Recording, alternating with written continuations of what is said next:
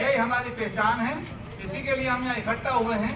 आपको मालूम होगा कि ईडी ने हमारे ऑफिसों पे और जिम्मेदारों पे छापे मारे हैं, बदले में उनको पेन और कागज और चने की दालें मिली हैं। ऐसे जिम्मेदार संगठनों को वो बार बार 30 साल से परेशान कर रहे हैं। हम ये कहना चाहते हैं सरकार से कि वो पॉपुलर फ्रंट की आड़ में कब तक अपनी नाकामियां छुपाती रहेगी।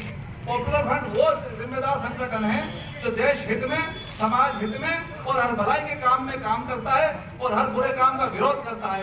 ना हो जो भाई पीछे की तरफ ज्यादा हो गए, उल्टा की तरफ जो गली है उस गली में आ जाए। यहाँ पे कोले हैं, कोलों के हिसाब से खड़े हो जाए।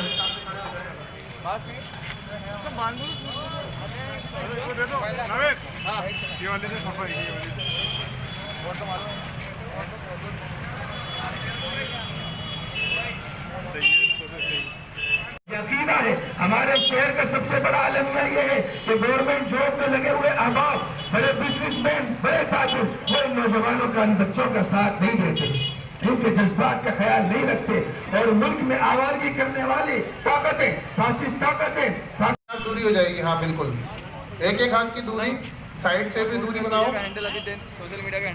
और मास्क का बिल्कुल ध्यान रखना है। जिस किसी भाई के पास ना हो वो मास्क ले जाए।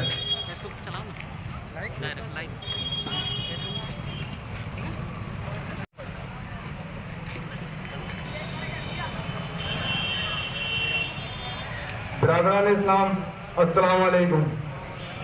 इंशाल्लाह आज का जो हमारा प्रोग्राम है हम उसकी शुरुआत करते हैं।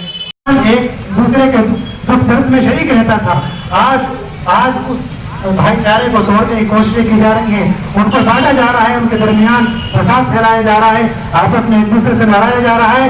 लेकिन ये जालिम कान खोल कर सुन ले, जब तक ये मुल्क के बाशिंदे और इस मुल्क के चाहने वाले, इस मुल्क को आबाद करने वाले, इस मुल्क के अंदर बरगुबार लाने वाले, इस मुल्क के अंदर बाग लगाने वाले, इस मुल्क को चमकाने वाले और इस मुल्क के अंदर फूल लगाने वाले जब तक एक प्लेटफार्म पर जमा रहेंगे, कोई भी जालिम आ जाए, दुनिया का कोई बादशाह आ जाए, इस हिंदुस्तान के बाशिंदों को अलग नहीं कर सकता, उसके भाईचारे को नहीं तोड़ सकता, उसके भाईचारे को अलग नहीं कर सकता। इसमें दानिश्वरों का तबका था, ये कह रहा था कि चलो पाकिस्तान बन रहा है, वहां तुम्हारा ईमान महफूज रहेगा, वहाँ तुम्हारी मस्जिदें महफूज रहेंगी, वहाँ तुम्हारे मकबरे महफूज रहेंगे। तो हमारे उस वक्त के उलमा ने भी कहा था कि मुसलमानों अगर तुमको। मैं Mohammad Aslam Khan, state committee member, Rajasthan Popular Front of India. आज पीएफआई का क्या मकसद था रोड पे आने का? असल में पॉपुलर फ्रंट ऑफ इंडिया एक ऐसी ऑर्गेनाइजेशन इस हिंदुस्तान में जिसने ये बीड़ा उठाया है कि हम आरएसएस और बीजेपी की गंदी नीतियों के खिलाफ गांव-गांव, ढाणी-ढाणी जाकर के और इनकी जो गलत सोच है उसको लोगों के बीच में रखेंगे और लोगों को अवेयर करने का काम करेंगे। और वो काम हम पिछले 10-11 सालों से कर रहे हैं, इसीलिए ये बीजेपी जो है पॉपुलर फ्रंट ऑफ इंडिया को टारगेट कर रही है। आपके दफ्तरों पे भी छापे पड़े हैं, कई मामले सामने आ रहे हैं, आप पे कई इल्ज़ाम लग चुके हैं, कई जगह बैन लगाने की भी कोशिश की गई है, उस पर क्या कहना चाहिए? ये असल में पॉपुलर फ्रंट ऑफ इंडिया को बीजेपी और आरएसएस इस हिंदुस्तान में अपना सबसे बड़ा दुश्मन मानती है। उसी की वजह है कि ये हमारे ऊपर तरह तरह के इल्ज़ाम लगाते रहे, लेकिन आज तक ये साबित नहीं कर पाए। इन्होंने हमारे ऊपर बैन भी झारखंड में लगा के देखा, लेकिन इन्हीं की गवर्नमेंट ने विदिन 6 आवर्स हमने उस बैन को जो है हाई कोर्ट से रिलीज़ करवाया और हाई कोर्ट ने इन लोगों के खिलाफ एक्शन लिया। अब ये नया फार्मूला लेकर के आए कि ईडी के ज़रिए हमारे पूरे हिंदुस्तान के जो जिम्मेदारान हैं पॉपुलर फ्रंट के, उनके घरों पर छापे मारे हैं, ऑफिसर्स पर छापे मारे हैं, लेकिन इनको वहाँ कुछ भी नहीं मिला है, बल्कि एक हताशा हुई है। और हमारे लोगों ने उस ईडी की टीम से वहीं पर लिखवाया ऑन स्पॉट कि आपने छापा मार लिया, आप यहाँ लिख के जाइए कि छापे में आपको मिला क्या है। वरना किसानों के साथ असल में हिंदुस्तान में किसानों के साथ, गरीबों के साथ, किसी के साथ भी जुल्म होता है तो हर जगह पॉपुलर फ्रंट ऑफ इंडिया जाके खड़ी होती है। सीए प्रोटेस्ट जब हुआ, सीए कानून हिंदुस्तान के लोगों के खिलाफ था, सबसे पहले पॉपुलर फ्रंट वहाँ हुई। कोई भी मुद्दा होता है पॉपुलर फ्रंट हर एक के लिए। अभी किसान आंदोलन को सबसे पहले सपोर्ट करने वाले हम थे। अभी राजस्थान का हमारा एक मसला था जो उर्दू का मसला था, उसमें सबसे पहले हम उस दांडी यात्रा को सपोर्ट करने वाला पॉपुलर फ्रंट ऑफ इंडिया था।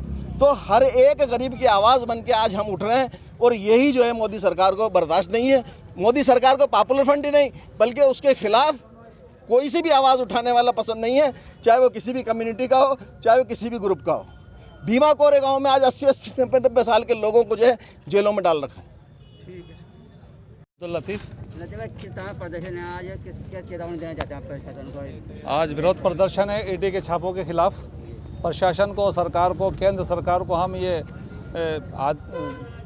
बताना चाहते हैं कि वो पॉपुलर फ्रंट को डराना धमकाना बंद करे और अपनी नीतियों को सही करें। सबका साथ सबका विकास पे उसने सरकार बनाई थी, आज सबका विनाश और सबका देश का विनाश वो कर रहे हैं। उस विनाशकारी नीतियों को उनको बंद करना चाहिए, वरना पॉपुलर फ्रंट उनके लिए ब्रेकर साबित होगा और हर जगह उनको रोकेगा। रात का कर्फ्यू को लेकर लोग परेशान हैं, उसको आप तो प्रशासन से हमारा निवेदन है कि वो रात का कर्फ्यू हटाए। आम जनता को उससे बहुत परेशानी होती है। पूरे राजस्थान में कहीं भी रात का कर्फ्यू नहीं है, जबकि यहाँ तो वो कोविड इतना खतरनाक शक्ल भी नहीं ले रहा है। तो प्रशासन से मांग करते हैं कि वो रात का कर्फ्यू हटाए, आम जनता को राहत दे।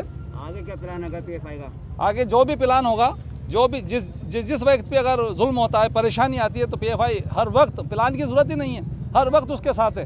तो उनका पीएफआई क्या वो किसानों के साथ मार्च करेगा दिल्ली?